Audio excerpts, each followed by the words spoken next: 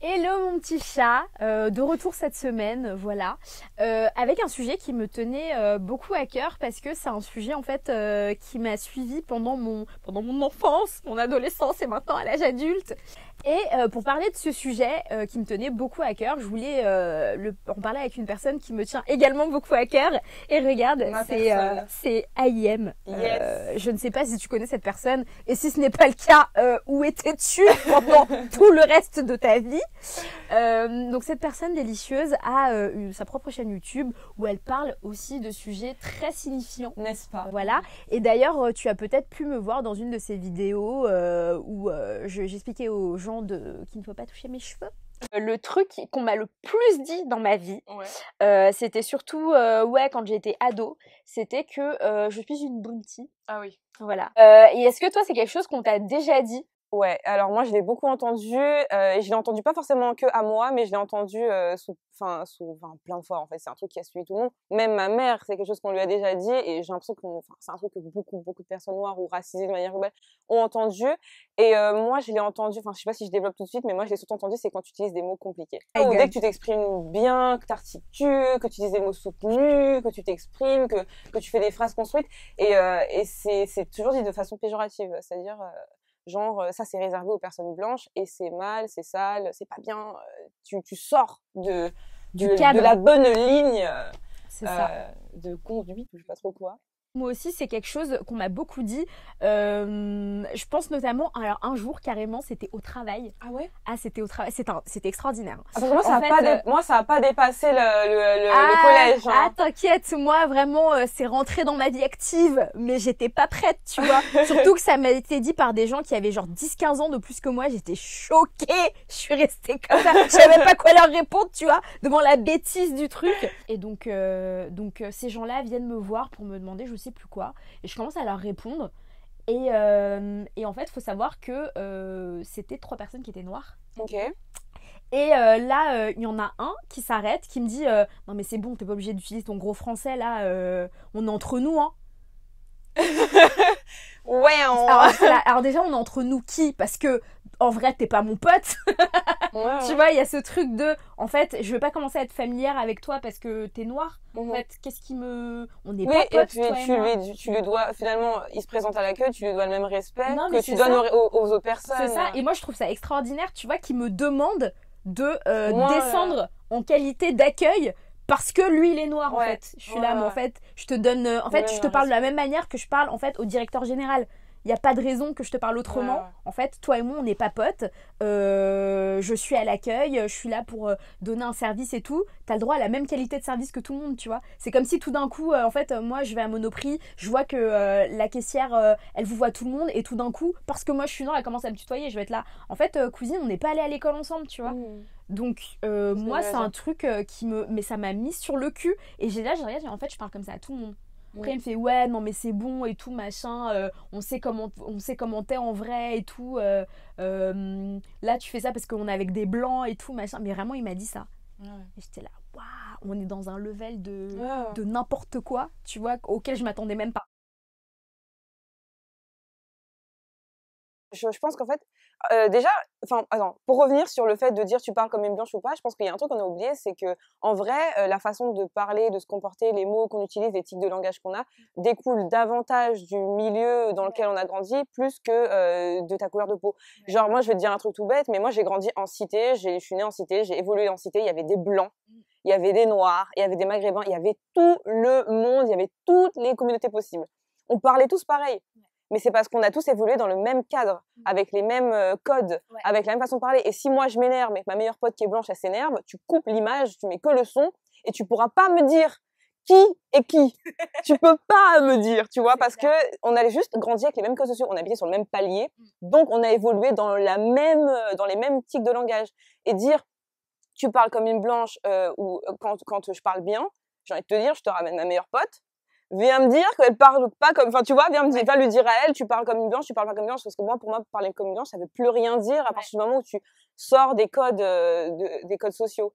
Donc voilà, je sais pas où je voulais en venir avec ça. Mais ce que je veux dire, c'est que c'est hyper confus de dire à quelqu'un tu parles comme une blanche parce que ça sous-entend plutôt tu parles comme quelqu'un d'aisé ou tu parles comme quelqu'un... Et c'est sous-entendre du coup que les noirs, eux, ils peuvent pas être aisés, ils peuvent pas avoir du langage, ils lisent pas, ils peuvent pas, ils savent pas écrire, ils savent pas... Et donc ça veut dire que quand toi-même t'es noir et que t'arrives en disant tu parles comme une blanche, c'est pas bien, c'est accepter l'idée, finalement, la case dans laquelle on t'a mise parce que toi-même, en fait, on t'a répété, on t'a mis dans un schéma.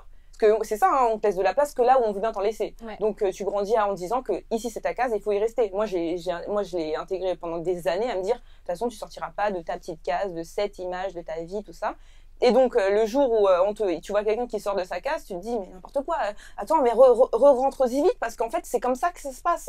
Faut pas en sortir parce que les seules fois où t'as essayé d'aller dans des milieux qui n'étaient pas les tiens ou dans lesquels on voulait bien te laisser, ça s'est très mal passé. On a tous une pote qui a essayé de faire telle étude, qui a essayé d'aller taffer dans tel endroit, où c'était horrible parce que c'est pris racisme sur racisme, critique sur critique, etc. Sexisme ou tout ça, quoi. Sexisme sur sexisme, donc hop, on recule et on revient dans sa case. Et donc on a développé des mécanismes, c'est presque des mécanismes de défense, de reviens vite dans ta case, attends, faut pas sortir de là, tu vois. Et je pense que là, ce qui est important de dire, c'est ne restez pas dans cette case. Vous n'êtes pas obligé de rester dans les cases qu'on vous a données. Vous n'êtes pas obligé d'aller que dans les milieux où on vous laisse bien de la place. Et vous avez le droit d'aller empiéter dans les milieux de blancs, là où on vous dit que vous n'avez pas le droit d'aller. C'est pas parce qu'on vous dit c'est pour les blancs que c'est pas pour vous, c'est pour tout le monde. Voilà. Pour en revenir à ce que tu disais justement du cadre, moi je sais que, et mon frère sera d'accord avec moi, une des raisons qui fait que on a cette facilité, tu vois, à changer les codes et tout ça, machin, c'est parce que pour le coup, nous on a grandi dans des milieux où il y avait que des blancs, tu vois. Et en fait, je me suis rendu compte de ça quand on parlait, on était chez toi, on parlait, et en fait, Annabelle et moi, on parlait, tu vois, de nos expériences à l'école, et on était là, on n'a pas été dans les mêmes écoles. Pas du tout. Le clivage, c'est abusé. Du coup, parce qu'elle est trop mignonne, elle me dit, mais moi, je me suis rendu compte, tu vois, comment était mon collège, quand je me suis rendu compte que les autres dans leur collège, ils avaient des casiers. Et des stores qui fermaient. Moi, on avait des stores, mais les stores, c'était des perpendiculaires, et jamais ils fermaient, ces stores. On pouvait pas regarder de films dans la classe parce que les stores ne fermaient pas. Et du coup ça me fait trop rire, tu vois. Et en fait je me suis parce qu'il y a un vrai truc, tu vois, dont je me suis rendu compte il y a quelques années, par exemple, tu vois, il y a quelques années, il y a 3 ou 4 ans, je me suis rendu compte, en fait, je ne sors qu'avec des blancs. Pourquoi je ne sors qu'avec des blancs? C'est pas une préférence, hein. C'est pas une préférence, c'est juste que en fait, où est-ce que tu rencontres tes mecs quand t'es ado? Quand t'es jeune adulte, tu les rencontres à l'école, à la fac, au lycée, machin. C'est des potes de potes, c'est des gens avec qui tu fais des activités et tout. Ben moi, en fait, dans mon cercle, il n'y avait que des blancs. Alors, je t'explique. À l'école primaire, j'étais la seule noire. Au collège, on était 2 noirs hors SECPA. Parce qu'il y avait 2 classes SECPA où il y avait que des noirs et des arabes. Pareil, donc au collège, il y avait que ma copine Sonia et moi. On était les seuls noirs en filles. En garçon, ils étaient genre... Mais déjà, quand tu peux les compter, c'est que déjà... En fait, quand tu peux les compter sur les 2 doigts, sur les 2 mains, c'est déjà trop peu. C'est comme dans une série. Non, mais c'est vrai. Si tu regardes une série que tu peux compter les noirs, c'est qu'il y en a pas assez. Je te jure. Vraiment. Et en fait, pareil, quand je suis arrivée au lycée, on était combien? On était 3. Des 3, il y avait moi, il y avait une fille qui s'appelait Yolande et une autre fille qui s'appelait Tida. Ah, puis en plus, tu peux les citer. Ah ouais. Mais bonjour les filles.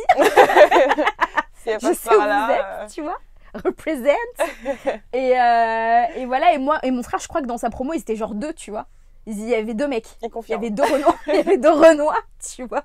Donc vraiment, c'est extraordinaire. Et donc du coup, moi, dans mon environnement, je ne croisais que des blancs. Donc en fait, c'était mes seuls choix dans la vie, tu vois. C'était mes seuls choix. C'est déjà arrivé qu'on me dise non mais tu parles comme une blanche et tout, ici c'est le ghetto et tout, parce qu'en fait moi, j'habite dans le 19e, tu vois. Donc alors le 19e vraiment c'est de moins en moins ghetto, calmez-vous, tous les bobos, tout Canal de l'Ourcq et tout, on vous voit. Donc du coup c'est le ghetto ici, machin, gna, et moi je suis là en fait qu'est-ce que ça veut dire, c'est le ghetto en fait? Qu'est-ce que ça veut dire qu'en fait, parce que je suis noire, je dois m'enfermer en fait, parce que le ghetto, je vous rappelle quand même, c'est des trucs qu'on parquait les gens pour qu'ils meurent, hein.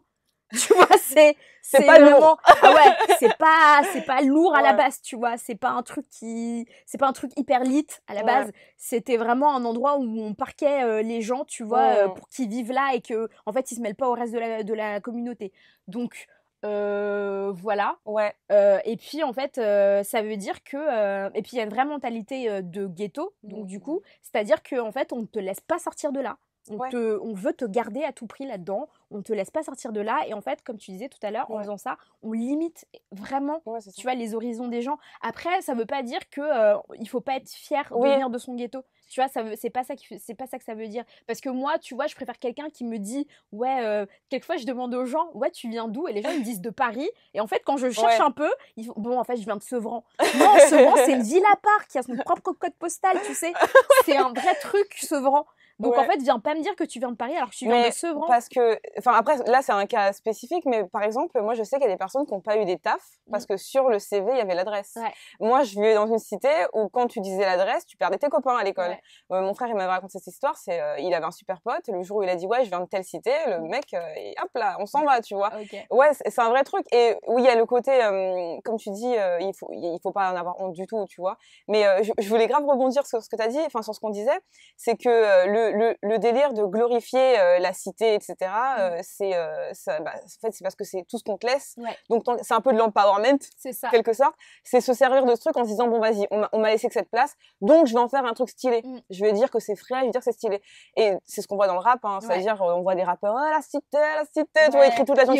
Ils représentent Ils représentent, mais il faut pas oublier un truc qu'il faut pas oublier, c'est que pour moi, hein, le rap, c'est de l'empowerment dans le sens où tu te sers des codes pour faire fantasmer ceux qui n'y vivent pas et qui ne voudraient jamais y vivre. Ils veulent juste prendre tes codes vestimentaires, prendre tes mots, tes expressions, écouter ta musique, mais ils voudront pas y vivre, tu vois.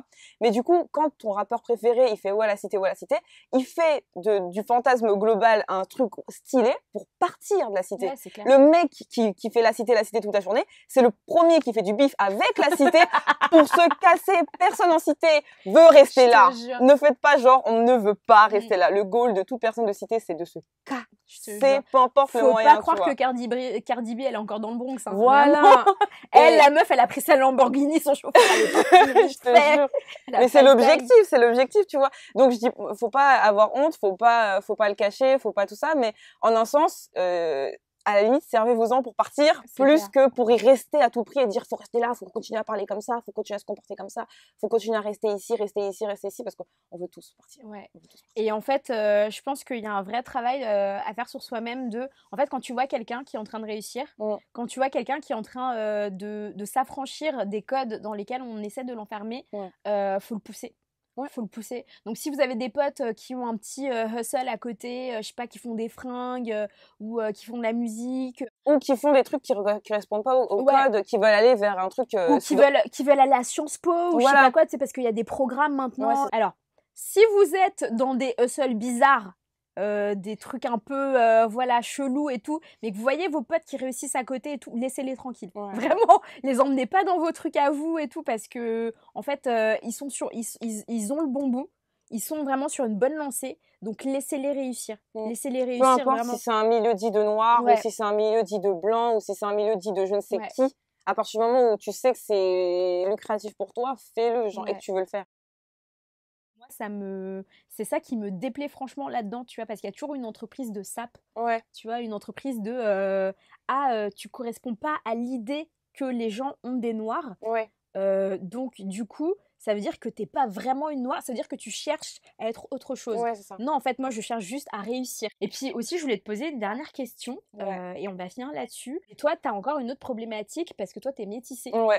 Et donc, du coup, qu'est-ce que ça donne ne pas être assez noir quand on est métissé? J'ai pas d'exemple là en tête précis, mais c'est vrai que en fait, c'est la sensation d'avoir le cul entre deux chaises en permanence. Ce qu'il y a, c'est que jamais de ma vie, on m'a dit que j'étais blanche. On m'a jamais prise pour une blanche. Parce que, par contre, être considérée comme noire, ça m'est arrivé et ça m'arrive et c'est dans la case dans laquelle on me met le plus logiquement et le plus facilement. J'ai rien contre dans l'idée que comme j'ai la peau plus claire, je suis comment on dit ça, privilégiée face à une personne plus noire que moi. Je sais qu'il y a le colorisme et que quoi qu'il arrive, dans le monde dans lequel on vit, je suis privilégiée. Donc j'ai pas de problème à l'idée que une personne noire me rappelle que je suis pas noire ou que je suis trop claire ou que je ne sais pas ce que vit une personne qui a la peau plus foncée que moi. Donc cette place, je vais pas m'en plaindre parce qu'aujourd'hui, c'est cette place-là aussi qui fait que j'arrive plus facilement à réussir parce que on laisse plus de place aux personnes qui ont la peau plus claire. Bah écoute, je te remercie Annabelle. Mais merci à toi. Hyper cool de parler de ça avec toi. Je savais que j'allais avoir une personne qui allait me dire plein de choses intéressantes. Mais je pourrais parler 2 heures là encore. Hein. 2 heures, je pourrais parler là. T'inquiète pas, on va parler après, girl. Gros débat. Gros débat. Donc voilà, pour résumer, si jamais si jamais vous sentez que vous êtes dans le schéma dont je viens de parler, que ce soit parce que vous êtes, on essaie de vous enfermer dans votre case de noir, voilà, ou que vous êtes une personne qui avait une idée précise sur ce que c'est un ou une noire dans la vie et vous êtes chaud que quelqu'un sorte de ce cadre-là. Et sa propre individualité, ça. Finalement. Et ben, écoutez, faites un peu de travail sur vous-même. C'est bien de faire du travail sur vous-même et ne vous limitez pas. C'est-à-dire, moi je pense que les gens qui ne se limitent pas sont aussi des gens qui ne limitent pas les autres. Donc, ne vous limitez pas à ce dans quoi on veut vous mettre. Et ça marche à peu près avec tout, de toute façon. Et allez faire les trucs qui vous plaisent. Ouais, voilà. Je vous fais des gros bisous et croyez en vos rêves. Voilà. Ça. Allez, n'hésitez pas à vous abonner à cette chaîne. Voilà, regardez par là, vous vous abonnez et tout. Vous pouvez me laisser des commentaires et tout. Je suis totalement ouverte à la discussion tant que ça se fait dans le respect de moi-même et de toutes les personnes qui parlent en bas. Et j'espère vous retrouver la semaine prochaine pour une vidéo toujours mieux. Bisous. Bye.